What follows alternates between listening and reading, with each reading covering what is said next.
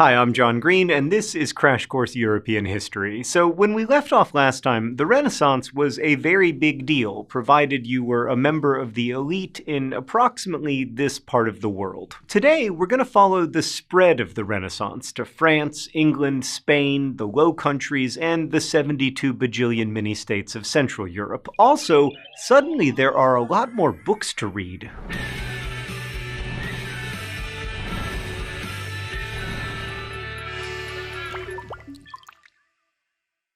The Renaissance was shaped and promoted by the discovery in the mid-15th century of movable type printing. The credit mostly goes to the German goldsmith and tinkerer Johannes Gutenberg, whose printing press from the 1440s produced the famous Gutenberg Bible and fueled the spread of printed books. Now, printing techniques, including movable type, had been used in China for many centuries, but printing could be quicker in Europe because the Latin alphabet only contained 26 characters, and also innovations made the letters easier to eject and reset to form new words that eventually became pamphlets and newsletters, and then entire books. In fact, there are books in the center of the world today. It's my favorite center of the world yet. I love books. It's really hard to exaggerate just how big a deal printing was. Like, before our friend Gutenberg, most books in Europe were copied from other books by hand. This was time-consuming and expensive, and it introduced errors, and it also meant that books were not part of most people's lives. Like, if you were among the around 80% of people in England and France who worked in agriculture at the time, it's not just that you didn't need to learn to read to do your job. There was generally nothing you could read. But printing changed all of that incredibly quickly. The first printing press arrived in Venice in 1469. By 1500, there were 417 printing presses in the city. In the first 50 years after printing came to Europe, over 20 million volumes of books were printed. This included the great works from the classical world that the Renaissance was rediscovering, but also many legal works. And as jurists worked to decipher the meaning of every Latin word of the corpus of Roman law, the Western legal tradition was born. More copies of the Bible were available to read and argue about, and new stories and poems could be shared more widely. Think of it this way: whether you were interested in science or literature or law or mathematics, printing meant that more people had the opportunity to encounter far more voices across time and space. And as Renaissance ideas spread north, fueled in part by printing, it followed that writers and scholars would see the ideas of humanism through the lens of local concerns. Also, of course, Northern European thinkers downplayed the movement's Italian origins. One of the great rules of history is that whenever Italy has an idea, Northern Europe will be like, yeah, no, we totally already had that idea like 8 times. Our version is so much different and better. Wait till you see how we do the Black Death / ballet / fascism / automatic weapons / pizza / defensive-minded football. Anyway, Pieter Bruegel's Dutch Proverbs is one example of how different Northern Renaissance art was from its Italian counterparts. Bruegel is still interested in the ideas of humanism in this painting. It's secular, focused on people, set in the natural world. But you can see that Bruegel's painting of scruffy rural villagers acting out ridiculous common wisdom has none of the lyricism or elegance of, say, Botticelli's Birth of Venus. Then again, in many respects, the Northern Renaissance wasn't so unique. The touchstone was still the classical world and its art and writing. Florentines had made much of the Roman legal tradition that empowered the paterfamilias, or male head of the family, and this was very much embraced in the North as well. The idea was that all social and political order stemmed from the exercise of the father's authority over the family unit. From the father's secure position, the well-being of the family flowed, and more than that, the well-being of the larger state depended on the good order of all the families it encompassed, just as the successes of Rome had rested on familial underpinnings. And if humanism was going to open the door to rethinking current values, some sort of anchor was needed to prevent chaos, and people to the north and south agreed that this security was going to rest in the classical tradition of the father's legal dominance. In both North and South, humanism also went radical. Some humanists began regularly teaching, not just discussing, its principles and its main subject matter, rhetoric, which may not seem like a big deal to you, but it meant that at least in parts of the radical fringe of the Renaissance world, ancient Latin and Greek were being taught, not just the medieval versions of those languages, which would eventually contribute to a rethinking of what certain texts actually said. Perhaps most notably, the Bible. Also, girls sometimes joined their brothers in being tutored, a radical idea indeed, although one that could also trace itself back to the Old Light.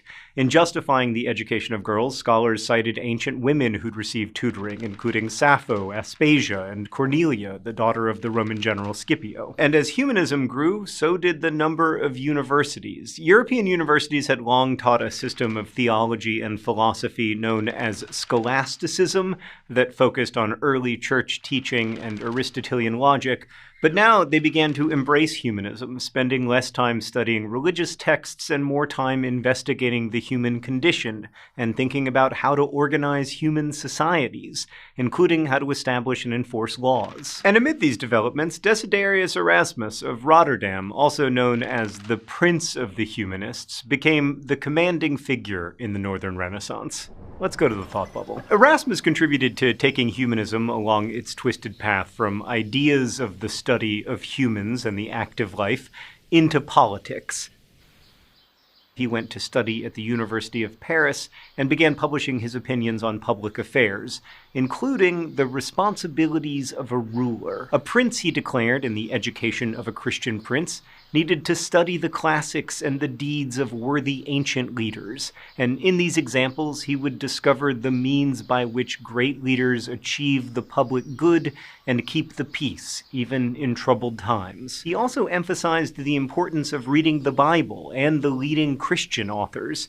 It was for this that he came to be known as advocating for a middle road between the pagan ancients and the more recent Christian thinkers, but he was at times also very critical of the Catholic Church. Erasmus was also a central figure in the rising Republic of Letters, a growing international community of humanists in Europe. In fact, he corresponded with some 500 people around Europe, including everyone from Sir Thomas More to Martin Luther to Pope Leo X. Aside from his work on biblical translations, he also edited, translated, and published ancient pagan texts like Cicero's and the works of many pivotal religious authors, especially Saint Jerome. He was astonishingly prolific, hiring editors, proofreaders, and even ghostwriters to help him produce mountains of humanistic texts and fashion himself as the quintessential figure of the Northern Renaissance, before dying suddenly of dysentery at the age of 69 because, you know, it was the 16th century. Thanks, Thought Bubble. So before he died, Erasmus saw the rise of the Protestant Reformation, and he disagreed with much of Martin Luther's teachings and remained loyal to the Catholic Church, but Erasmus's emphasis on inner spirituality over ritual did in some ways presage Protestantism. Some felt that Erasmus had laid the egg and Luther had hatched it, but Erasmus dismissed that, saying Luther hatched a different bird entirely. Also, for the record, neither Erasmus nor Martin Luther could lay eggs, because they were mammals. But now we're venturing into biology and getting a bit ahead of ourselves with the Reformation. Before we start debating how many angels can fit on the head of a pin, we should acknowledge the other great Renaissance thinker who shaped what we now call political science, Niccolo Machiavelli, who was like the Erasmus living in the Upside Down. Machiavelli had been a faithful supporter of Florence's Republican traditions. After the death of Lorenzo Medici in 1492, Machiavelli served the Republic in several positions, but after Spanish, Papal, and other forces defeated the Republic in 1512, Machiavelli was imprisoned and tortured. He was hung by his wrists until his shoulders were dislocated. He was eventually released after 3 weeks in prison and then set out to write his masterwork, The Prince, Prince, which was only published in 1532, 5 years after his death. The Prince was very different from the work of other humanists, especially from the political ideas of Christian humanism found in Erasmus's essays and letters. Machiavelli imagined a grounding in the classics for an aspiring leader of his day, but he believed the attitudes necessary for leaders were vastly different from what the ancients had counseled. His most quoted advice focused on whether a ruler should aim to be loved or feared. One should wish to be both, but because it is difficult to unite them in one person, it is much safer to be feared than loved. Machiavelli took a so-called realist view of politics. He focused on how a prince could retain power and maintain order, and he was much more interested in what was effective than what was, noble. And unlike many humanists focus on maintaining peace, Machiavelli believed that war was necessary. In fact, he wrote a book about it called Art of War. He argued that rulers needed to prepare for war by studying great military leaders of the past, and he believed that effective military leadership was vital to effective political leadership because those who win wars get to gain peace on their terms. But there were also idealists among Renaissance humanists, like the Englishman Thomas More, who was one of Erasmus's 5 billion friends, and a close one, in fact. More wrote the classic book Utopia, which imagines a society without private property where reason and cooperation have replaced struggles for glory and power. It's an odd book. More was a devout Catholic, and in fact would eventually be executed for opposing King Henry VIII's turn toward Protestantism, and yet this seemingly enlightened utopia is very much not Catholic. Like, the utopians have married priests, for instance, and also they can get divorced. But regardless, More believed that humanistic analysis could lead to widespread peace and prosperity, which, by the way, I would argue turned out to be sort of correct, even though A, it would take a while for humanism's benefits to be felt, and B, More did not really get to enjoy them on account of being separated from his head in 1535. A century before More's Utopia, another book that imagined an ideal city-state, Book of the City of Ladies, was written by Christine de Pizan. De Pizan was born in Venice, but moved to France as a kid when her dad got a job as the French king's astrologer, as you do. She married and had 3 kids, but then her husband died of the plague, and thereafter she earned her living writing. In Book of the City of Ladies, de Pizan gathered up all the great and good women of history and placed them in a city where the Virgin Mary is queen. The book argues that women can be virtuous leaders and rational beings, and that leadership by virtuous women could beget virtuous communities. A stark contrast to Machiavelli's worldview. So at this point, it's common to ask students to think about the relative merits of idealism and realism. Is a prince or princess, or for that matter, a student at a high school, better off being loved or feared? Is it more important for a community to be fair or stable? Should leaders prioritize virtue or effectiveness? These are big, interesting questions, and I think they're worth considering, but I would also ask you to look at the lens through which you're approaching those questions. Machiavelli's life was marked by endless wars and shifting alliances. He saw many short-lived governments fail to achieve stability. Christine de Pizan saw the intense oppression of women and the dismissal of their talents and intellect.